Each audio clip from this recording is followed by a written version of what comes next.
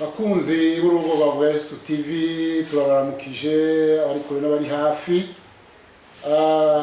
Turabahaye ikaze kuri channel ya Yesu TV. Uyu mwanya tugira dufate neza hamwe ijambo ry'Imana. Imbere yuko twumva ijambo ry'Imana, reka tubanze dusenge kugira ngo ijambo ry'Imana rigire ikimazi muri twebwe. Mwami Imana yacu, turagushimiye ko uri Imana igira neza, tugushimiye ko uri Imana y'icyubahiro, Imana itava ku masezerano. Dusengeye ijambo ryawe tugiye twumve muri uyu mwanya, dusengeye n'abazoryumva bose riziragirira ikimazi mu mitima yabo. Urakoze nyakubahwa, tubisenze mu izina rya Kristo Yesu, amen. Uyu mwanya tugira turabire hamwe ijambo ry'Imana ryanditswe mu butumwa bwiza bwa Yesu Kristo, bukaba bwanditswe na Yohana. Twagomba imbere yuko twinjira mu ijambo ry'Imana nyezina, turasoma ubutumwa bwiza buri muri kino gitabo cha Yohana, igice n'iki 9. Turasoma imirongo mikeya ishobora kudufasha. Haravuga ngo wavutse ari impumyi. Havuga ngo ariko arahita abona umuntu yavutse ari impumyi. Abigishwa biwe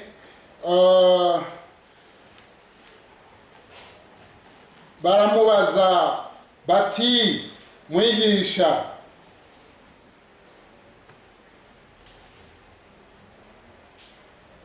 ninde yakoze icyaha, n'uyo canke n'abavyeyi biwe, ko yavutse ari impumyi? Yesu arabishura ati, uyu ntiyakoze icyaha kandi si abavyeyi biwe, ariko no kugira ngo ibikorwa by'Imana bibonekere kuri we. Twebwe dukwiye gukora ibikorwa by'uwadutumye hakibona. Wababwira atawugishobora gukora. Nkiri mu isi, ndi umuco w'isi. Avuze ivyo, akira amate hasi, avurungisha amate utwondo, araheza amusiga utwo twondo ku maso. Aramubarira ati, genda wiyuhagire mu kidengeri Siloamu. Siloamu risobanurwa ngo mutumwa. Nuko aragenda ariyuhagira, agaruka abona. Nuko ababanyi biwe n'abahora bamubona ari umusezi barabazanya bati, mbega uyu si we yahora yicaye asegerereza? Abandi bati, niwe. Abandi bati, oya, nuwo basa. Nawe arababwira ati, ni jewe. Imana ishimwe, Imana ishimirwe ijambo ryayo tumaze gusomerwa. Imbere yuko twinjira mu ijambo ry'Imana, nagomba ndababwira idonido gatoya ry'ubu Yohana. Yohana yari mwene Zebedayo, se witwa Zebedayo. Hanyuma uyu Yohana numwe mu bavukanyi ba Yesu Kristo. Yohana rero niwe yanditse igitabo cy'ubutumwa bwiza. Izina Yohana, dusubiye inyuma gatoya, izina kavukire rya Yohana yitwa Yohanani. Mugabo mu nyuma izina rirahinduka, yitwa Yohana. risobanurwa ngo Imana ni inyembabazi. Uyu Yohana turiko turavuga uyu munsi twamaze kumva ko se wiwe yitwa Zebedayo. Ni ukuvuga izina Yohana turaribona mu isezerano rishasha ibihe tangabo kabiri. Hariho Yohana wa mbere, ni ukuvuga Yohana yabaye umuvugishwa n'Imana wa nyuma, umwe yacibwa izosi na Herode asabwe umutwe na Herodiya. Uyu rero Yohana wa mbere niwe yabaye umuvugishwa n'Imana wa nyuma wo mu isezerano rya kera. Uyu Yohana rero yagiye akurikirana ibikorwa Yesu Kristo yakoze. Yohana rero agereranywa na Mose. Mose wo mu isezerano rya kera. Reka turabire hamwe icyerekana ko ari cyo kimwe na Mose.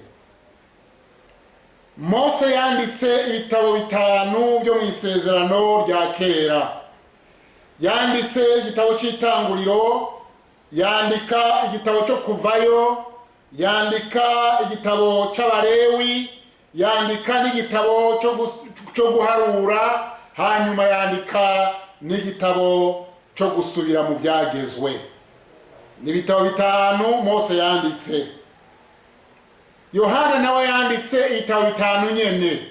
Igitabo cya mbere yanditse ni ubutumwa bwa Yesu Kristo, aribwo butumwa bwa Yohana yanditse. Nicyo gitabo cya mbere Yohana yanditse.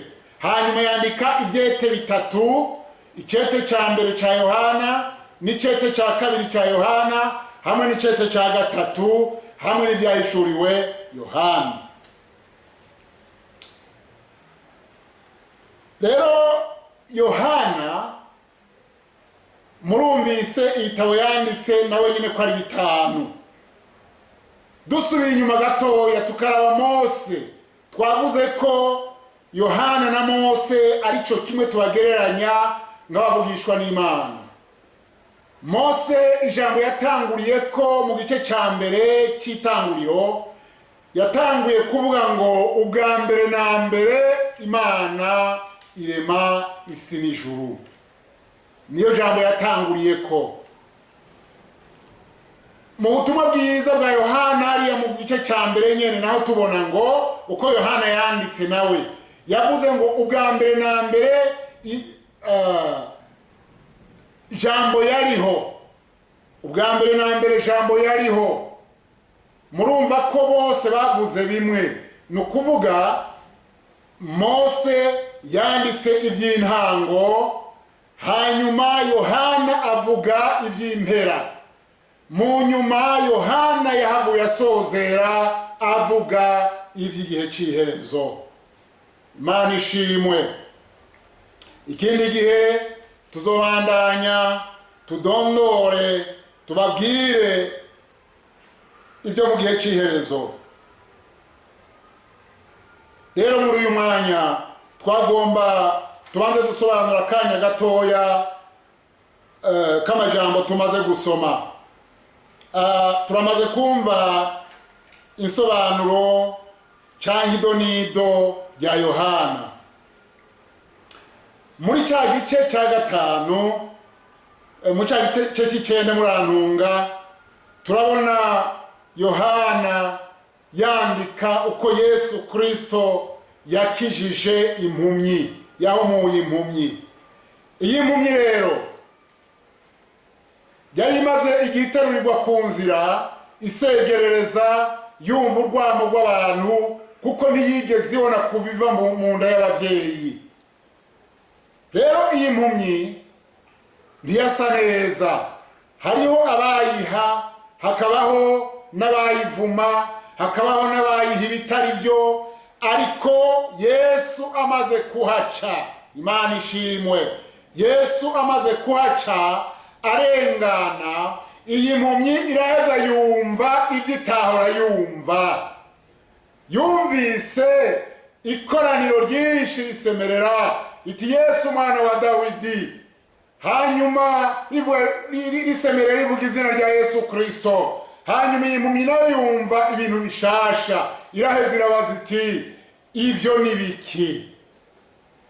Abari kumwe na Yesu, abigishwa bari kumwe na Yesu barayizibiza bati ceceka, ceza, wowe ntabyo uvuga ngaho, kuko yaragayitse.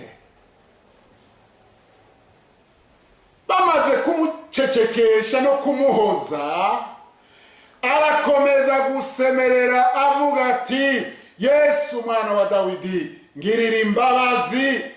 Haleluya! Arasemera ati ngirira imbabazi.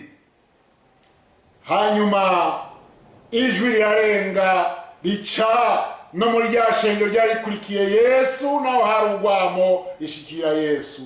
Yesu araheza ahoza ishengero ryose, arababwira ati nimucereze mwumvirize. Habagahwekere, abantu bose baracereza, ariko ya mpumyi ntiyahengeshanije gusemerera, iravuga iti Yesu mwana wa Dawidi, ngirira imbabazi. Haleluya! Yesu Kristo kuko ari umunyembabazi, kuko ari umunyabuntu, aca bwira babandi bari bamucecekesheje, babandi bari bamuhojeje, babandi bari bamuzibije, ati genda mumuhamagare. Imana ishimwe. Genda mumuhamagare.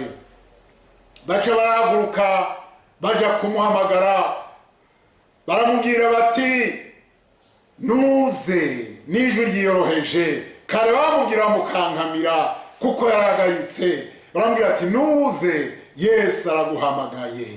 Haleluya! Imana ishimwe cyane. Nuze, Yesu araguhamagaye. Ya mpumyi irahaguruka isanga Yesu ahari. Imana ishimwe. Isanze Yesu ahari, Yesu Kristo arayibaza ati ugomba ko ndagukorera iki? Ya mpumyi iravuga iti ngomba guhumuka. Imana ishimwe. Iravuga iti ngomba guhumuka. Hanyuma Yesu ntiyatebeje, acira amate hasi, avurunga utwondo, adusiga ku maso yiwe, amubwira ati haguruka ugende woge mu kidengeri Silowamu. Imana ishimwe. Nukuvuga Yesu yakoresheje ibintu bitatu.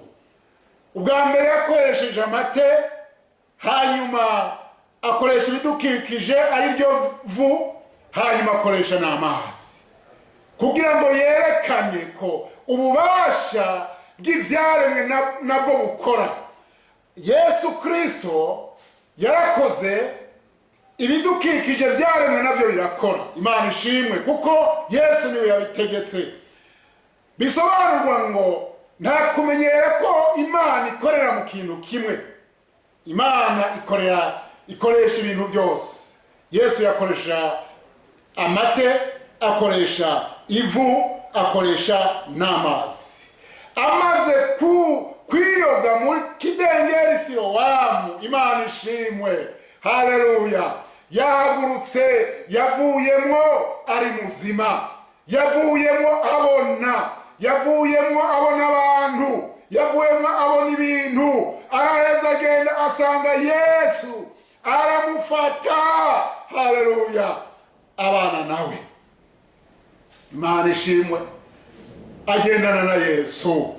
Kare yari kure ya Yesu, kare yari kure y'abantu, yasa nuko yatawe, ariko ahinduka uwakunzwe n'Imana. Nukuvuga ngo agendana na Yesu. Yesu Kristo agenda amufashe ukuboko, araheza aramubwira ati nugende ariko ntuvuge uwagukijije uwo ari we. Mbega iyi mpumyi yarahoze haba na gatoya. Iyi mpumyi yakigenda ivuga iti nakize, kandi Yesu Kristo niwe yankijije. Imana ishimwe. Nagomba ndakubwire wowe uri kurankurikirana, hari byakuzengereje, ibyo byatumye ubura amahoro. Uyu yarabujije barangizwa mu mahoro n'ubuhumyi no kutabona. Impumyi ntiyigera igira amahoro, impumyi ntiyigera ivuga, impumyi yama yiganyira. Nawe hari ibituma wiganyira, hari ibituma utagira amahoro. Yesu arahari kugira ngo agutabare, Yesu arahari kugira ngo akugirire neza, Yesu arahari kugira ngo agukize ibyo bisa n'imitwaro. Yesu arahari kugira ngo akubohore hanyuma widegembye. Imana ishimwe. Imbere yuko turangiza iri jambo ry'Imana, n'aya majambo mu mwanya mutoya nari ngombye ko dusangira uku Yesu Kristo yagiriye neza impumyi. Iyi mpumyi nawe arashobora kugirira neza, arashobora kugutabara, akakugira muzima, akagukura mu bikuboshe, bya bindi bituma wiganyira, bya bindi bituma wihebura, za ndwara zikunanije. Ibyo byose Yesu Kristo yaremeye kubyikorera ku musaraba. Ngomba dusenga Imana. Ndagusengere. Mwami Yesu Kristo, ndagushimiye ko uri Imana yumva, ndagushimiye ko uri Imana yishura. Uyu ariko arakurikiranira ijambo ryawe, akiryumva, ndasabye kugira ngo mubohore, abohoke ibyamubujije amahoro, yumva amahoro atangwa nawe. Ibituma aguma aremerewe, niyakire ukuruhuka kubonekera muri wowe Yesu Kristo. Mu izina ryawe Yesu Kristo, yakire ukuruhuka. Ari indwara zimuremereye, niyakire ukubohoka mu izina rya Yesu Kristo, abe muzima. Ofisi imitwaro imubabaje, imitwaro imuremereye, uwo ndamusengeye kugira ngo nawe nyine yidegembye, aruhugwe nawe, kuko uri umukiza w'abantu bose. Urakoze Mwami Yesu, tubisenze mu izina rya Kristo Yesu, amen. Mwari kumwe na mwene so Nimenya Emmanuel. Nagomba ndabasabe ntimwibagire gushira ko sabone na partage hamwe na j'aime commentaire. Yesu abaha umugisha, amen.